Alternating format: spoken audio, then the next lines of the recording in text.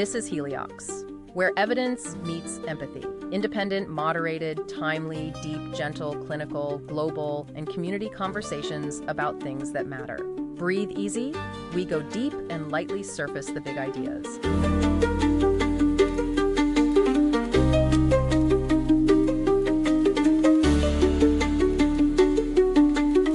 Okay, let's unpack this. When you say you believe something, what does that actually mean? Most of us probably think, it's pretty straightforward. Yeah, like you look at the facts, weigh the evidence. Right, and you decide something's true, and if new facts pop up, well, you change your mind. It's all very rational, logical. That's definitely the standard picture, certainly in a lot of philosophy. Belief is seen as this purely cognitive thing, defined by two key features. Which are? One, it's sensitive to evidence. You update it when the facts change. Okay. And two, it reliably leads to action. Basically, what you believe guides what you do. Makes sense kind of on the surface, but come on, think about real life, your own life. Have you ever believed something really stubbornly, even when evidence was piling up against it? Oh, definitely. Or said you believed one thing, but then acted completely differently, like, I believe I'm on a diet while, eating a whole pizza. Yeah. Exactly. And those kinds of cases, those real-world examples, they show this gap, really. Yeah. A fascinating gap between that neat philosophical idea and the messy reality of how our minds actually work. And that gap is exactly what we're diving into today. We're doing a deep dive into a really thought-provoking paper by Miriam Schleifer McCormick. It's called Belief as Emotion. Right. And she looks right at that gap. And proposes something pretty radical, actually. What if we stopped thinking about belief as just this cold, logical calculation? And started thinking about it more like a type of emotion. Whoa, belief is an emotion. Okay. Yeah, her argument is basically that the standard view, it's just too narrow. It ends up excluding loads of things we naturally intuitively call beliefs. Like the really deeply held ones? Or ones that just don't seem to budge when you show someone facts? Or beliefs tied up with feelings? Exactly, though. So the mission here is to explore why that standard definition seems to fall short. And then to really get our heads around what it even means to call belief an emotion. It sounds counterintuitive at first. It does. But we'll explore the model she uses. And then we'll see how thinking this way might actually help us make better sense of those really tricky cases we all run into, things like delusions or deep trust or even religious faith. Okay, so it's about building a bigger tent, maybe. A framework that can handle the full spectrum of how we hold things to be true, even the complicated bits. That's a good way to put it. It's about acknowledging the complexity. So where does the paper start? How does it challenge that standard view?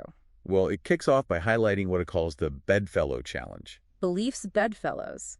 Sounds intriguing. It refers to all those mental states that, they look a lot like beliefs. We often call them beliefs in everyday life, but they don't play by those two standard rules. The evidence sensitivity and the action connection rules. Exactly. They're like beliefs' awkward cousins, the ones the standard definition kind of pretends aren't really part of the family because they don't behave properly. Okay, so the standard view says if it doesn't change with evidence or doesn't reliably cause action, it's not really a belief. That's the gist of it. But the paper brings up some powerful examples that really make you question that neat dividing line. Give us some examples. Who are these challenging bedfellows? Let's meet them. Okay, well, take Anna. She's described as having Capgras syndrome. Right, the condition where people believe a loved one has been replaced by an imposter. Exactly. So Anna genuinely believes her husband isn't her husband, but an identical duplicate. Now think about the evidence. His appearance, his memories, things only her husband would know. It's overwhelming evidence that he is her husband. Right. It's massive counter-evidence to her belief. Yet the belief persists. It's incredibly resistant to evidence. Okay, so that clearly clashes with the evidence-sensitive rule. What about the action part? Does she act like there's a dangerous imposter in the house? Well, that's the other tricky part. Not always in the way you'd expect if you truly unequivocally believe that. She might act differently towards him, yes, but maybe she doesn't flee, or call the police constantly, or show the level of terror you'd predict. Huh.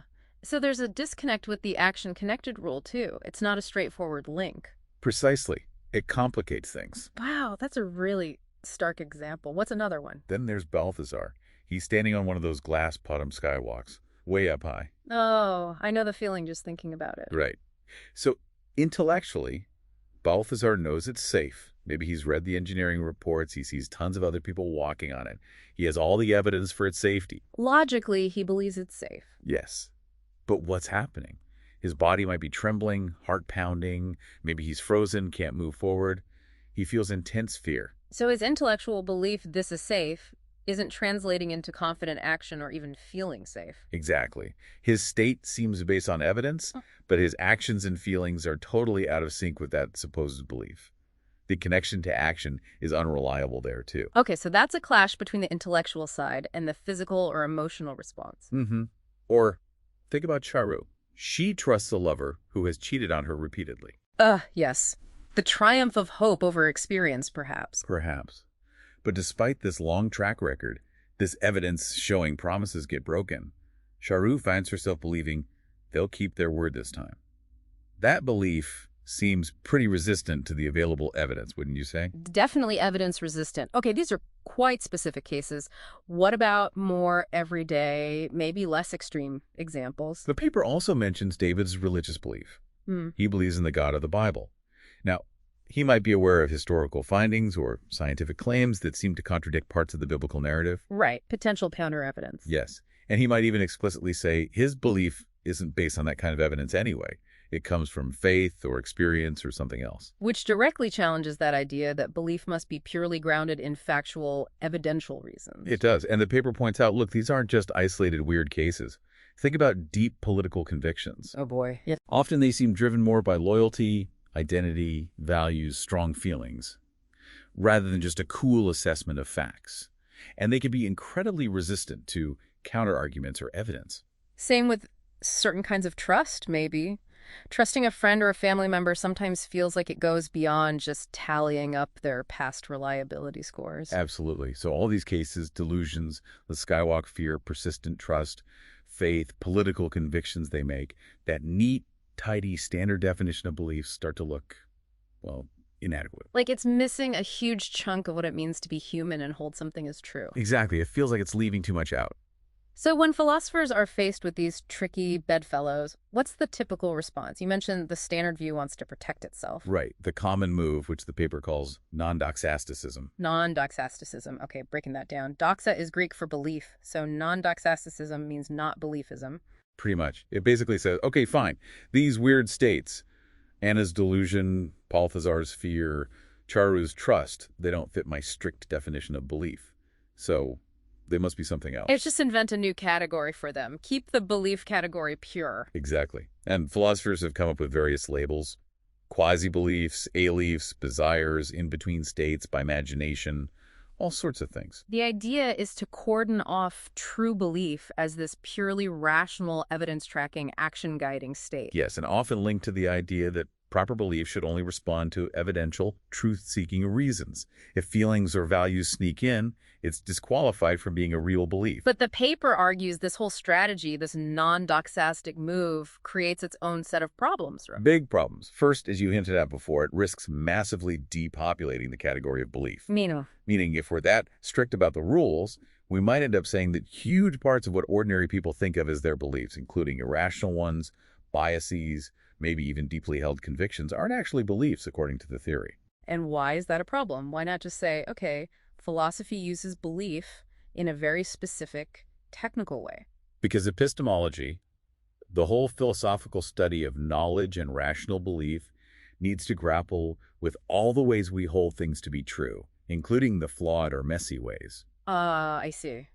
If you define irrational beliefs out of existence, you can't really study irrationality as a problem of belief anymore. Exactly. You lose the tools to analyze why someone holds a delusion or how a political conviction might be epistemically problematic as a belief if you've already decided it's not a belief in the first place. It's like a doctor saying, that's not a real disease because it doesn't fit my textbook definition of health.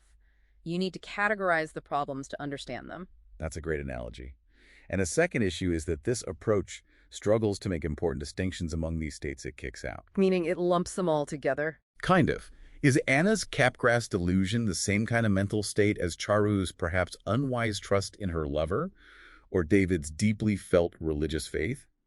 Intuitively, they seem different. Some feel pathological, some misguided, some maybe even justifiable in certain non-evidential ways. But if they're all just thrown into the not belief bucket, it's hard to make those nuanced judgments about whether they're warranted or unwarranted, rational or irrational in different ways. Right, it flattens the landscape. Yeah. And thirdly, as the paper notes, it just feels really counterintuitive when people themselves report having these beliefs. Like the person with capgras saying, I believe my father is an imposter. Exactly. To then say, but philosophically speaking, that's not really a belief, feels like it dismisses their own description of their mental state. So trying to narrow the definition to keep it pure doesn't quite work. It creates as many problems as it solves. That's the paper's argument.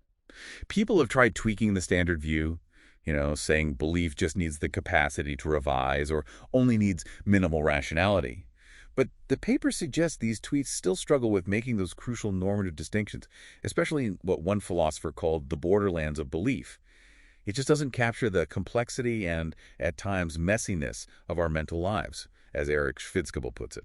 Okay, so if tightening the definition isn't the answer, what is? This is where the emotion idea comes in. This is the alternative proposal. Instead of shrinking the definition of belief to fit the theory, let's try broadening it. By thinking of belief as a type of emotion, okay, I'm still trying to wrap my head around that. Beliefs feel like thoughts. Emotions feel like feelings. I know, it sounds like mixing categories, Yeah. but it actually has some historical echoes. David Hume, way back, suggested belief is more properly an act of the sensitive than of the cogitative part of our natures. So feeling rather than just thinking. Kind of. Uh, And importantly, it connects to how many contemporary theorists understand emotions now. which isn't just about raw feelings, right? You said they're more complex. Exactly. Most modern theories don't see emotions as just feelings, or just judgments, or just motivations. They see them as integrated, blended states. Okay, unpack that. What does a blended state mean for an emotion like fear? Well, fear isn't simply the judgment that spider is dangerous. It's not just the feeling of your heart racing. It's not just the urge to run away. It's all those things, the representation, spider is dangerous, the motivation, fleas, the physical and mental feeling, the butterflies, the dread, all bound together in one unified state. Fear. Got it. So emotions involve how we see the world, how we feel, and how we're moved to act, all bundled up. Precisely. They have cognitive bits, feeling bits, motivational bits, all integrated. And the paper's core idea is that belief actually fits this blended model surprisingly well. Okay, how? Let's break down belief using that model. What are the components? All right, first, like emotions, beliefs are intentional. They are about something. Your belief is about the door being locked or about Paris being in France. Simple enough. Beliefs have content. Check. Second, beliefs are clearly linked to motivation and action. Maybe not always in that simple, predictable way the standard view demands, but they do shape how we navigate the world. Anna's belief about the imposter profoundly changes her interactions, even if not in the expected way. Fair point. Even messy beliefs influence behavior. Okay? Third, emotions usually have what philosophers call a formal object, the core thing they're about. Fear is about danger, anger about offense or injustice, sadness about loss. Okay, so what's belief's formal object? What's it fundamentally about? Accuracy, or truth. When you believe something, you represent that content as being accurate, as correctly mapping onto the world. That's the aim, the standard of correctness for belief. Right, believing aims at getting things right. Makes sense. And fourth, and this is probably the most emotional part of the analogy the paper argues that belief is felt.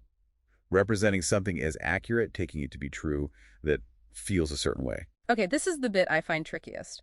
What does it feel like to believe, say, that Canberra is the capital of Australia? It doesn't feel like anger or joy. No, definitely not usually that intense. And the paper acknowledges this. It's often a much more subtle background feeling. Think about other low-level emotions like a quiet feeling of contentment when you're home or a faint background hum of anxiety about a deadline. You might not even notice them unless your attention is drawn to them. Or unless they change suddenly. Exactly. The feeling associated with belief might be like that. A subtle sense of correctness, certainty, settledness, or rightness that accompanies taking something as true. Hume used words like force, vivacity, firmness.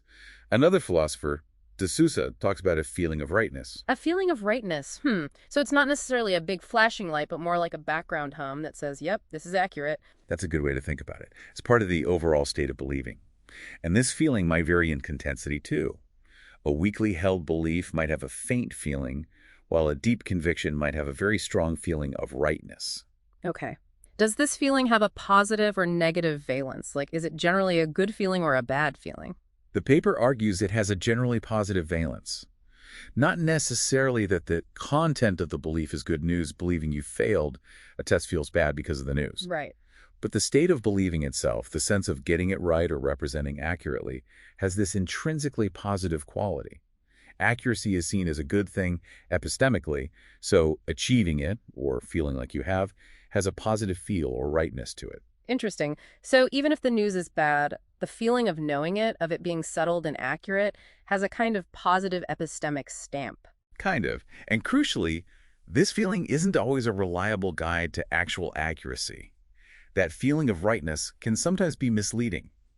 Psychological research suggests it can link to things like overconfidence or resistance to rethinking something precisely because it feels so right. So the feeling can make us stick to beliefs even when maybe we shouldn't. It could be one factor, yes. So putting it all together, belief is seen as this blended state representing content, aiming for accuracy, having this feeling of rightness, and being linked, or maybe complexly, to motivation and action. And viewing it this way as a blend allows for more flexibility. It doesn't demand that perfectly rational updating the standard view required. Exactly. It makes sense of why beliefs might sometimes be recalcitrant, why they might resist evidence just like emotions can. You might know the spider isn't dangerous, but you still feel scared and jump back. The feeling part of the state isn't aligning with the cognitive part. Okay, I think I'm getting the model. So how does this help us with those tricky bedfellows, delusions, trust, faith? Right, this is where the payoff is. By bringing these states into the category of belief as a type of emotion, we can stop arguing about whether they are beliefs and start analyzing them as beliefs, but using this richer, blended framework. Let's take delusions again. Anna believing her husband is an imposter, or that really stark case the paper mentions, RY, who believed his father was an imposter and that he himself was dead. How does the emotion view handle this? It would say these are beliefs. They definitely involve representing content. My husband is an imposter. Yeah. They're linked to action, even if the actions seem strange or inconsistent sometimes.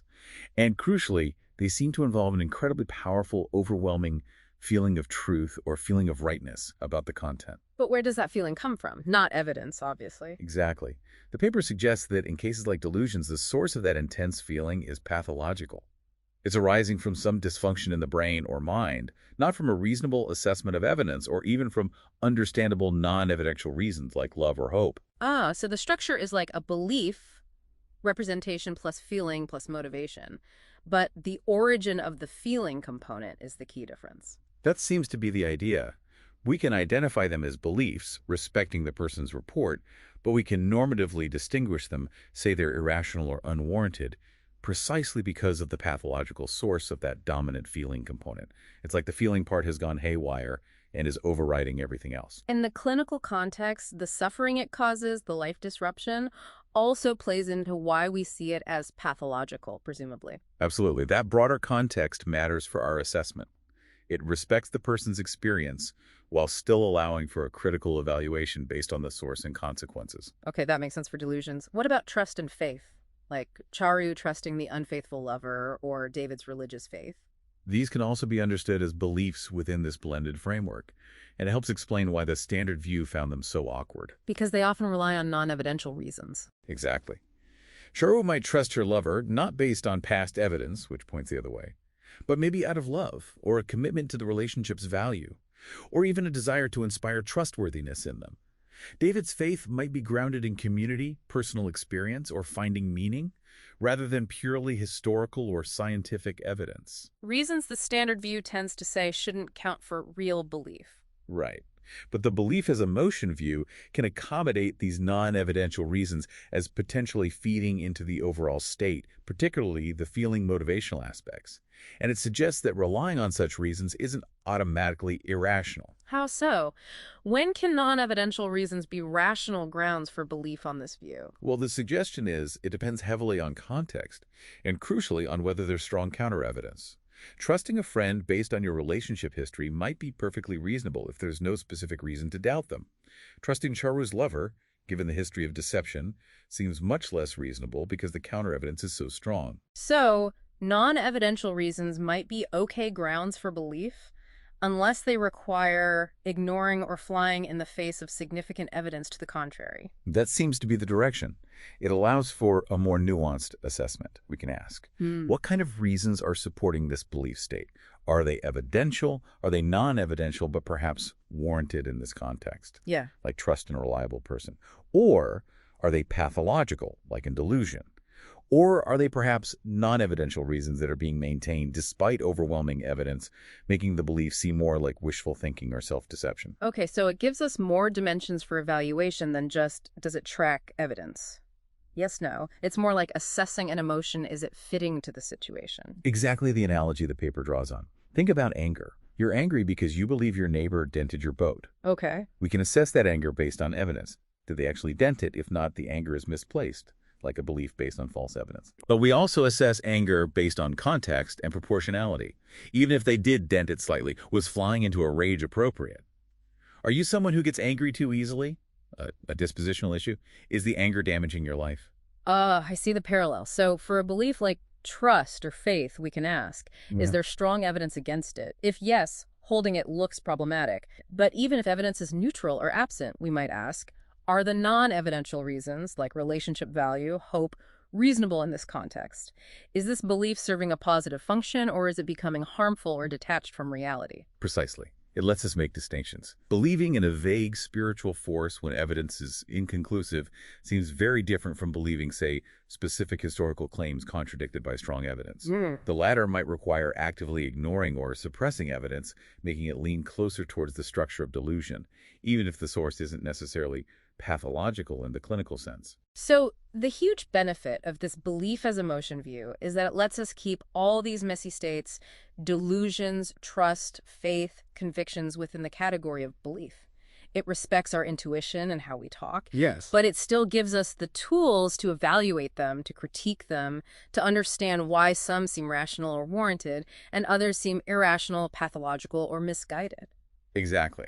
It provides a framework for normative assessment that considers the whole blended state, the content, the feeling, the motivation, the reasons, evidential, non-evidential, pathological, the context.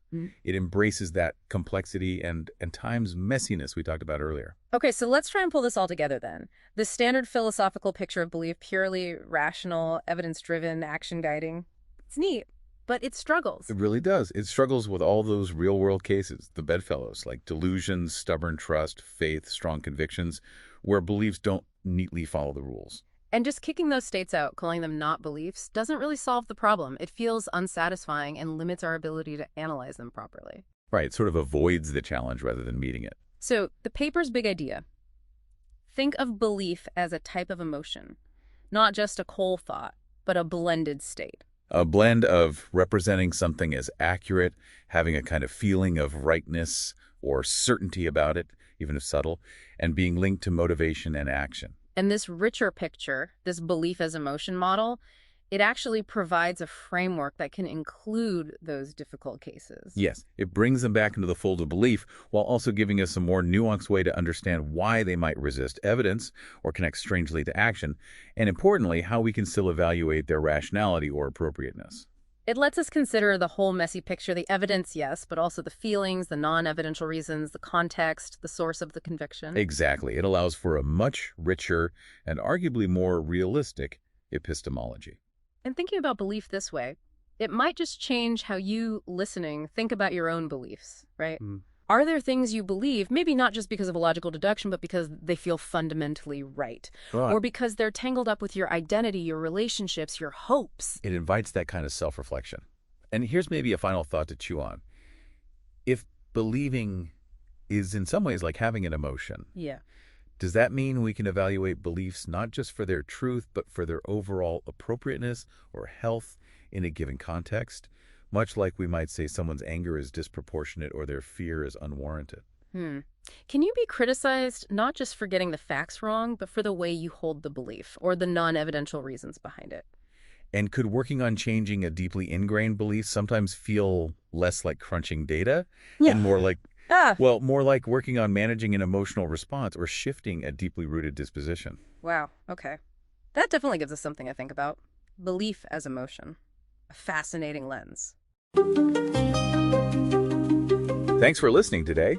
4 recurring narratives underlie every episode: boundary dissolution, adaptive complexity, embodied knowledge, and quantum-like uncertainty. These aren't just philosophical musings, but frameworks for understanding our modern world. We hope you continue exploring our other podcasts, responding to the content, and checking out our related articles at helioxpodcast.substack.com.